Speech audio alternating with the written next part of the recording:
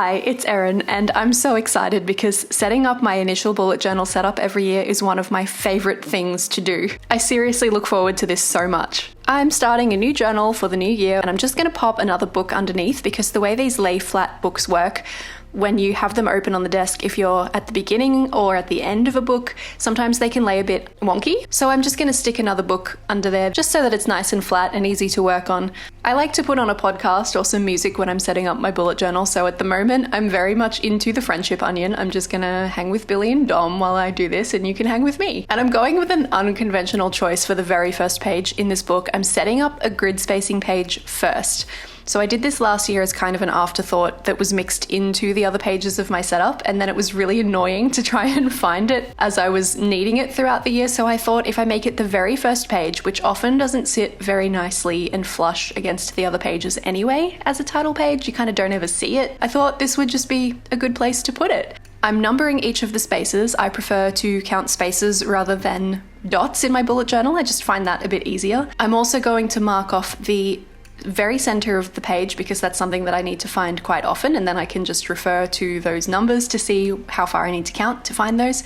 And I'm going to do some of the common spacing divisions as well. So like half of the page, if I was going to divide it into two, and then thirds and then quarters as well, and how much space I'd need to leave around that to make them even, and I'm going to do those in different colors. And while I'm setting those things up, I just want to talk to you a little bit about my choice of bullet journal for 2022. This one is the Moonbeam journal from the Washi tape shop, which I unboxed, did a video. If you'd like to see, I'll pop that up in the cards. I was fully expecting to use a different notebook for 2022, or at least the beginning of 2022, the first half or whatever. And then this one was sent to me. It was gifted very kindly by the Washi tape shop, and then I put those two options up on my Instagram stories and was like, which one should I use? And you guys voted overwhelmingly for this one, the Moonbeam journal from the Washi tape shop. So that's what's going to be my first book for the year. I have been using original size notebook therapy journals for the last year or so, and I absolutely love them. This one is A5, so I've got a little bit more space to play with than I'm used to, and I'm kind of like, ooh, this is sort of nice. So that's good to know. I like the A5 just as much as the original size. It's also a really good chance for me to properly test this journal out and tell you if I think it's good, so that's always nice. So far, so good. Yeah, I am setting this up kind of early. It is November at the time that I am recording this. I don't know if it's because of pandemic things and the world being kind of getting back to normal now, or if it's just exciting to do and I want to do it sooner, but I am kind of an eternally early planner, and you'll know that if you follow me on Instagram. I'll pop my details up here so you can find me if you don't follow me on Instagram, which a lot of you don't, because there are like 6,000 of you subscribed and only like 600 people following me on Instagram. So please do go and follow me. That'd be great. I'd really like it. My work requires me to plan things really far in advance, so I do have things planned for next year that I need to put somewhere. So the fact that I'm setting this up in November is actually not that early as far as I'm concerned. But if you don't want to set up until like the very end of December, no shade whatsoever, or even into January, that's totally okay. You have to do what works for you, and this is what works for me. I'm going in with brush pens for my headings, and I'm pretty out of practice with those. I've just been using the Sharpie bullet tip metallic pens for a lot of my headings lately, and I've kind of forgotten how to use a brush pen. But that's okay, that's okay. Just going to erase all my pencil marks here and move on to the next page. Last year, my initial setup was a very minimal kind of theme, and I liked it, but I kind of missed the intricacies. You know, I love setting up these pages, so I like taking my time, and I don't mind doing something a little bit more involved than maybe I would do month to month. It depends on how I'm feeling, I guess. And at the beginning of last year, I was pretty tired. So I guess that's why we went for something minimal. But I've been really enjoying floral layouts for a lot of the past year. A lot of my 2021 setups were floral heavy, quite a few of them. And I don't know, I'm kind of impressed because, you know, a year before that, I wouldn't have thought that I could pull off a layout like this. So that's always nice. It's good to look back and see your progress. I don't exactly know what these flowers are. I guess they're sort of peony adjacent, peony resembling. I just kind of looked around online and found some stuff that I liked the look of and was like, cool, yeah, that sounds good. I'm using a Sharpie pen because they work better with the tombos, I have discovered in the past couple of months, than the one I had been using, which was a Bic Intensity pen. I like that for the day-to-day writing stuff, but as far as setting up the illustrative elements of a page, I think the Sharpie pen works a lot better. This layout is actually really similar to my birthday bullet journal setup that is from back in October. I'll pop a link to that in case you'd like to see. I had a good time just doing some self-care kind of stuff. It was really enjoyable. Have you noticed about yourself that there is a particular color scheme that you're drawn to? I have definitely noticed this for me. I had this skirt when I was younger that was a combination of blues and pinks and greens and like a little bit of yellow. And I'm not especially drawn to yellow most of the time, but there's just something about these colors together that I find really beautiful. And so I have some flowers here that are kind of my inspiration. They're not the same kind of flowers by any means, but the color inspiration, I guess. So I'm jumping in with a few different pens. This one is the Faber-Castell Lilac 239. The pale pink is the Tombow Jewel 800. The yellow is the Faber-Castell Light Yellow Glaze. The blue is the Faber-Castell Ice Blue, and the green is the Tombow 243. I've always got links to everything that I use down in the description as well, so if you'd like to find specifically the items that I use to create the things, you can do that. Just so you know, some of those links might be affiliate links as well, which means I make a little bit of a commission if you purchase through them. It won't cost you any more, but it does help to support me and support my little YouTube channel, so if you choose to do that, I would appreciate it so much.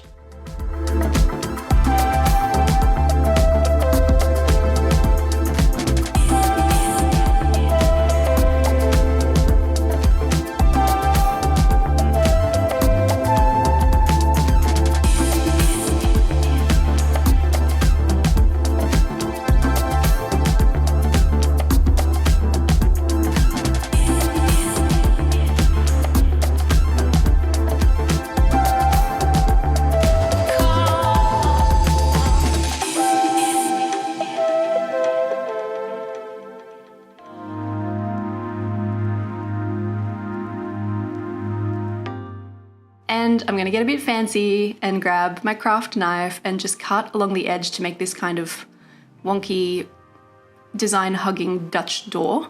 This craft knife is just from Bunnings, and this is the second time that I've done this kind of layout. Very much inspired by Amber's notebooks. Her stuff is incredible. Go follow and subscribe because, my goodness, what a talented woman. I don't know her and I'm not in any way affiliated, and I don't think she knows I exist, but I just really enjoy watching her do bullet journal things. That's it for the cover page. So the way this is gonna work is that on the right side, where I'm gonna add these extra flower designs down the right side here, when that cover page is on top of it, they'll kind of continue the design over to the edge. It's kind of like peekaboo, you know, you get me.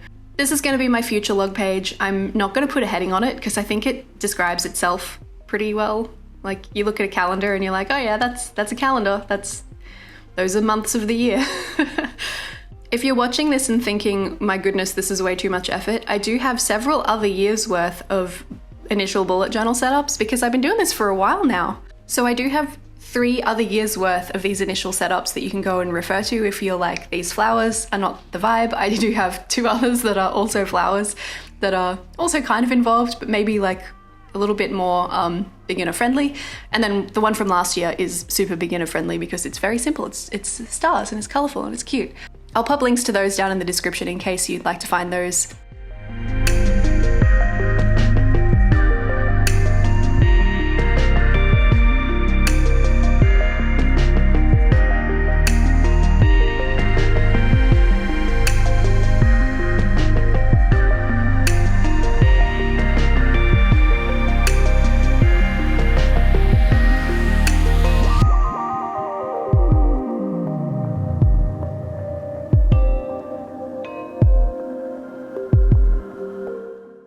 Last year I made mistakes when I was setting up my calendar layout. I had like the wrong number of days in some things, so I've been pretty careful this time. I've gone through and just sketched out what day of the week each month starts on, and then every kind of week following up until the end of the month, so I've got the right number of days in each month. I just zone out, especially, I suppose putting on a podcast isn't the most productive idea for something like this, because then you get into the podcast and you'll be writing numbers and you just keep going because muscle memory.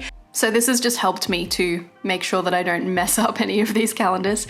I'm highlighting the name for each month in alternating colors. I've got 3 colors rolling, alternating, and 4 months in each of these 3 columns. So it's lined up really nicely, I think. It's worked out very, very beautifully. And I'm just using a grey Tombow to highlight directly underneath that. So these are the coloured ones, the top ones, the purple, the pink, the blue, are where the name of the month goes, the January, February, March, and then the grey is where the initial for each day of the week is going to go.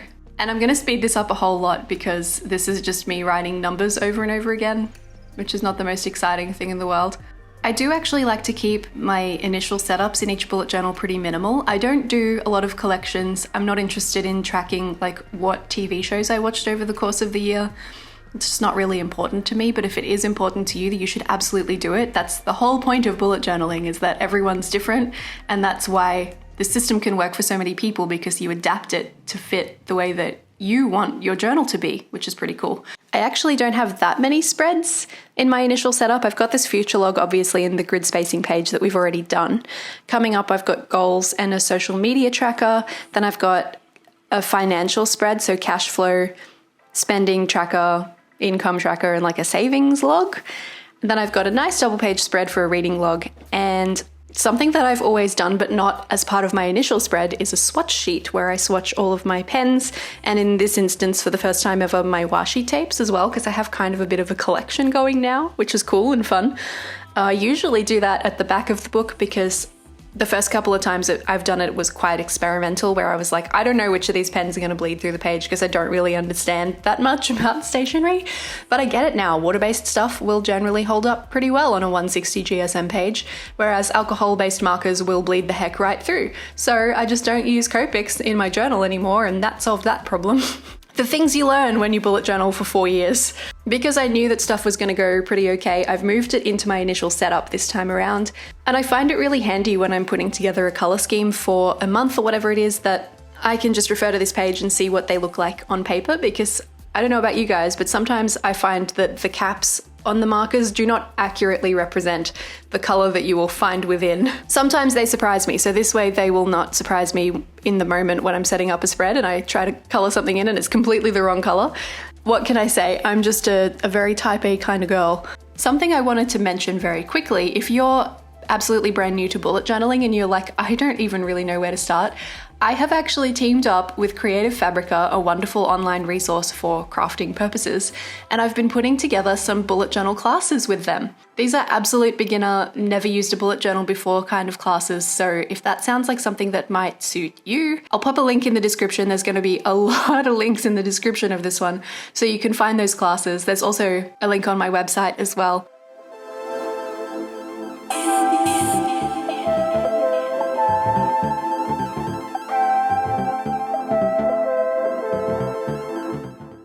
Here's how the cover page and that future log decoration work together. Isn't it pretty? I'm really happy with it. So full disclosure, I actually took a break after this because writing all those numbers was pretty painful and grabbed myself a cup of tea, and now we're going to carry on to the next spread. And this one's going to be goals on the left page because I love setting myself yearly goals and trying to stick to them and see if I can actually make them happen. And then a social media tracker on the opposite page as well. I just like seeing how I'm going, and when you occasionally make content for other people, it's important to know what your audience is, so I like having that detail somewhere. I'm gonna fill in the margin in the middle, kind of, with my flowers this time, so they kind of start on the left page and they spill down through the center of the page and a little bit under the social tracker on the right side. I do like putting things in boxes very much. I just think it makes a very clean layout, and then it gives you places to put things in front of and behind, which I think is pretty cool. So when your decorative elements are kind of interacting with the page this way, where they're covering a portion of the page that you didn't need anyway, that you weren't gonna need to put data there later, it looks really intentional and deliberate, and I just like how that goes. Sometimes I like things to hide behind my functional boxes, and sometimes I like them to sit in front. So in this instance, all my little flowers are sitting in front of the boxes. I run a couple of small businesses, so I like to divide my goals up into sections. I haven't decided exactly what my sections will be for this year, because the ones I made last year didn't end up really being suitable for the whole year. So I'm just gonna leave these blank for now, but basically I've got a purple section, and then I'm just highlighting every second line with my grey Tombow as well. And then I've got a blue section, and then a pink section, and then another purple section, because I wanted it to match with the previous page, because I like it when all my stuff matches. I don't think it was entirely necessary for me to do this, but I've been deliberately laying down the fine liner for my flowers first, and then kind of letting it dry for a bit before I get in there with the brush pens to color it in. I don't know if it was necessarily entirely required in this instance because the Sharpie pen dries really fast.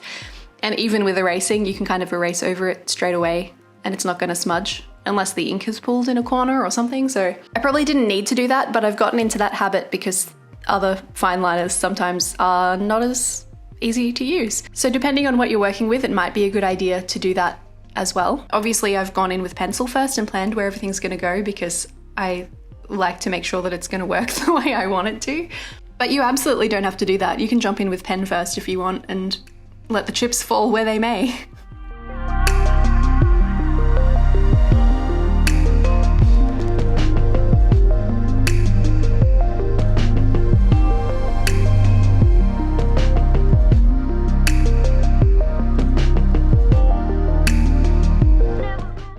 And at this point, my camera battery ran out and I didn't realize for a couple of minutes. I'm so sorry, guys. So you missed me drawing some of these lines, but basically this is just a little grid where I'm going to track social media stuff.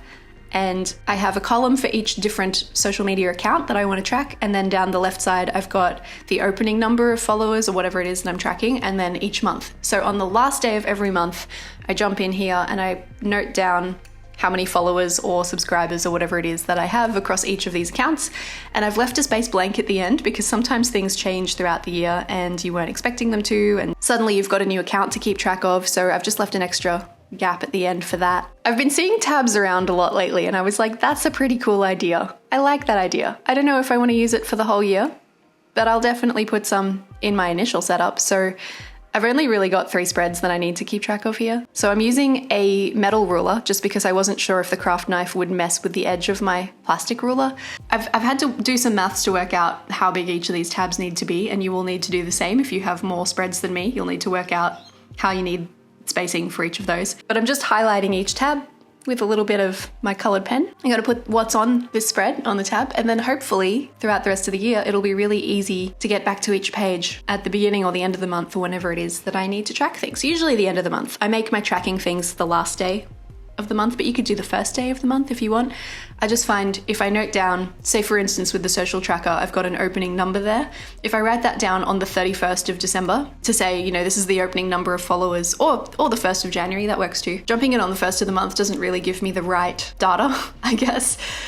And it's the same on these next couple of pages. So the cash flow tracker, I tally everything up that I've spent at the end of the month, and then I can transfer that into this big overall cash flow tracker page here. I talk about that a lot in my monthly videos. So if you're ever wondering what the heck is she talking about when she says she transfers her cash flow info to a big overall tracker at the beginning of the book, this is it. This is the one.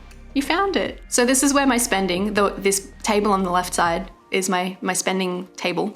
And yes, I did make one of my lines too long, but I'm gonna fix it, just you wait. So each of these columns is for a different spending category. So I've got like donations and travel and art and gifts and health, beauty, home and business stuff and entertainment and all of that, you know, life expenses. Every month when I am finished spending what money I will spend in the month, I tally things up by those categories and then I put them in here. And then over the course of a year, I can see where all of my money went. And it helps me to make better choices.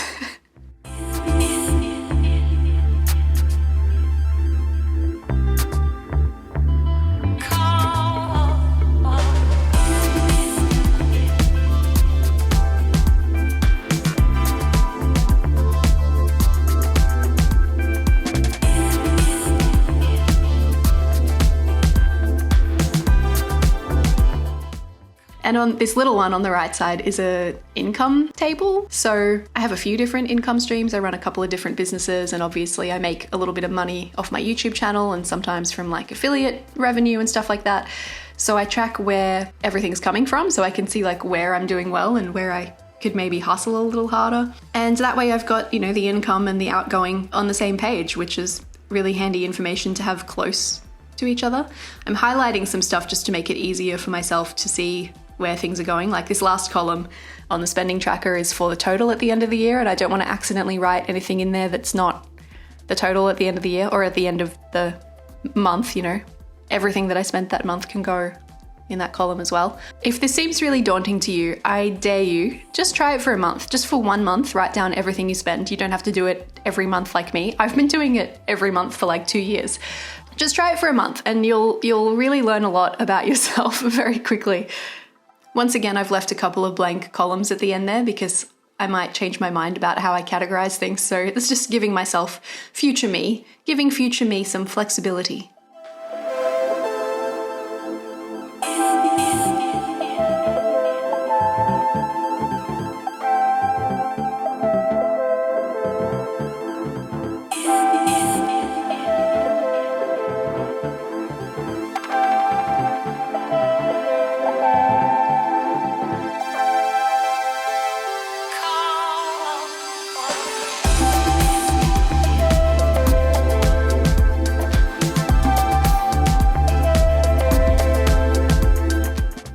So remember last month how I had the flowers kind of sitting in front of the boxes for my practical elements of the layout? Well, this time I'm gonna have them sit behind instead.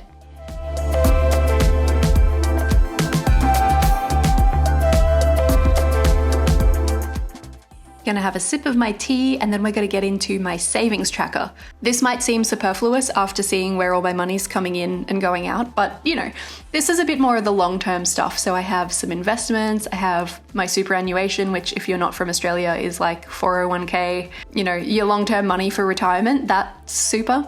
Also just like my savings that are in the bank. So I like to keep that stuff in one place as well. And watch me dot my I in completely the wrong place and kind of ruin my heading. How annoying is that?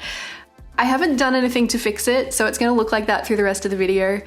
I may edit it for my photos for Instagram. Is that bad? I'm thinking about it. I'm thinking seriously about it. So if it looks different to that on my Instagram, it's because I edited the photos. I couldn't help myself. I might get in there with some correction tape at some point and fix it, not within this video, but maybe in the future if it's still annoying me, which it's likely that it will still annoy me. But it's not gonna look quite as good as it would have in my notebook therapy books because they have really white pages, whereas the pages in this one from the Washi tape shop are a little bit more parchmenty, kind of a little bit more golden yellow. They're not like not white, but they aren't a bright white the way the notebook therapies are, so if I do get in there with correction tape, it might be even more obvious, so I haven't decided yet. So I like to highlight every second line here, which is where the months will go in those highlighted lines, just to make it easier and a little bit prettier on the page. The really, really pale tombos are my favorite because of this exact reason, and if you want it to be more pigmented, you can just go over it again. And I'm making my opening and my total balance areas a little bit of a different color as well, just to make sure that they're markedly different.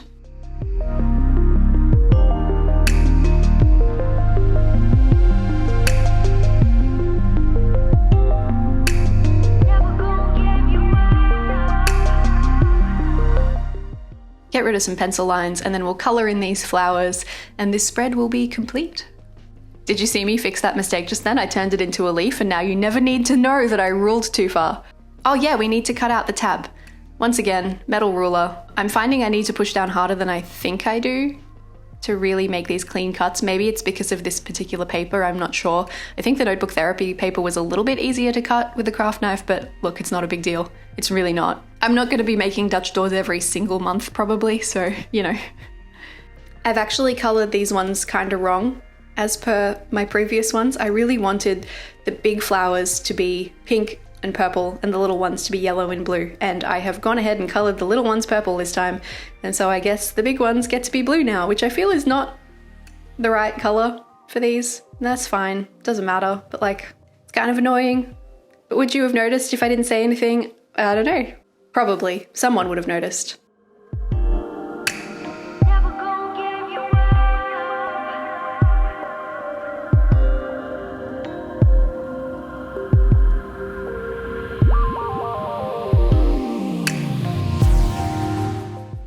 All right, we're gonna turn the page, and this is my reading log. This one's a really simple spread, so this will be a quick one to set up, but I'm pretty much doing a 2-page spread because last year I didn't leave myself enough room. I only did one, and I read a lot more than I expected, which is good, really good. In fact, I wanted to read more. I'm not setting myself a goal or anything because reading is something that I do for fun, but I just like to have the names of, oh, Mitsu's here. BRB, gonna go feed my cat. I like to have every book that I've read written down somewhere, because if I don't, I will forget the titles and I won't be able to remember like that amazing book that I loved that I might want to reread someday. I will have completely forgotten it. So at least this gives me a record. Unlike movies and TV shows where it's, you know, you'll remember someone who acted in it and you can look it up by that or whatever. I just find, yeah, this works really well for me. So the 4 columns rather, Mitsu's back. He's just going to hang out for a little while we do this. The 4 columns on the far left, I've got just the number. So I've got like a running tally of how many books I've read. I don't, like I said, set myself a goal. I don't try to be competitive with myself or anyone else. That's just for me to see like, oh, I read 40 books this year, go me. And then I've got the author, the title, and I've given myself a rating column this time around because I found that might just be helpful. There were books that I read this year that I didn't necessarily love as much. And I'm not a bookstagrammer. I don't want to get on the internet and be like, I didn't like this book because, you know. But just for my own reference, there were a couple of books I read last year that I loved so much. I read Last Night by Vari McFarlane. Oh my God, incredible read. And I put a little asterisk next to it in my reading log because I wanted to remember like, this was incredible. And so this is just giving me a system to do that without some books having it and some books not, I suppose. I do post about the books that I read on Instagram sometimes, but I'm definitely not a bookstagrammer. So if you want to come and be like casual reading buddies with me, please do. I'd love that.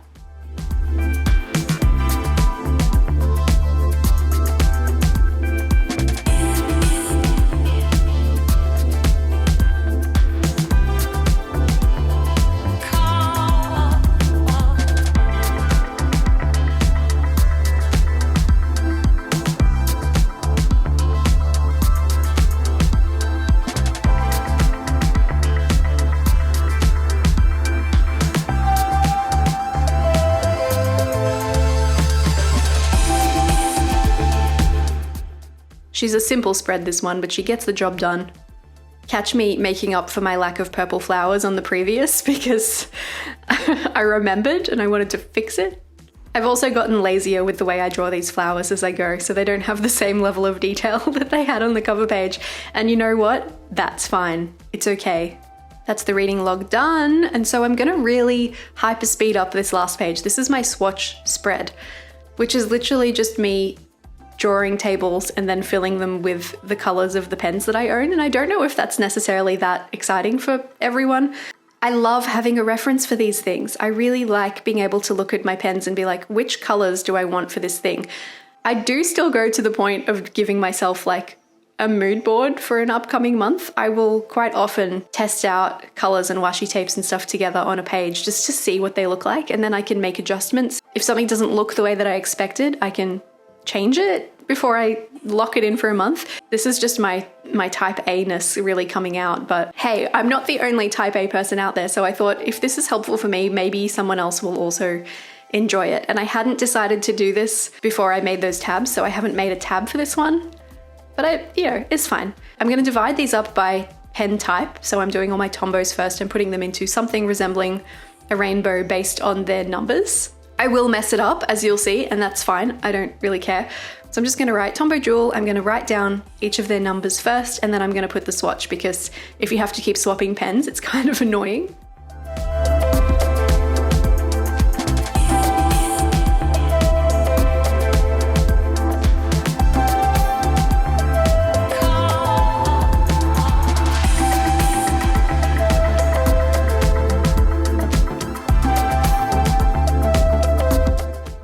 Turns out I had missed one of my pens when I was doing the numbers, so I messed up. This is not a 623. Whoops, that's fine. It's not a big deal. This page is just for me, so it's truly not a big deal. And I've left some space for more because it's very likely that I will buy more pens, and so I'm gonna need somewhere to swatch them. And now it's time for the Faber-Castell Pitt pens. Once again, putting them into something resembling a rainbow, and I have forgotten something again. Look, it doesn't matter. As long as all of the pens are swatched on the page and the right name is written for them, then it's good. It's good. There's one more table down the bottom that I haven't filled in because I'm not sure. Like if I get other random things, they'll probably go there. I have, metallic Sharpies, and I have some gel pens, and I have some like paint pens and stuff. So if I need to swatch anything else, that's where it's gonna go. I'm just really trying to think of future me, I guess, in this setup and leaving space for things to grow and change, because that's what bullet journals do. They grow and they change, and so do we. So, you know, just leaving space. And then the right page is going to be for washi tape. So I did a little collab video last year with the washi tape shop, and they sent me some really beautiful stuff, and that really got me into washi tape. I had a bunch that I hadn't touched in years. So these are all of them. And I'm going to start with the thick ones and work my way through. Please enjoy this hyperspeed time lapse of me swatching washi tapes.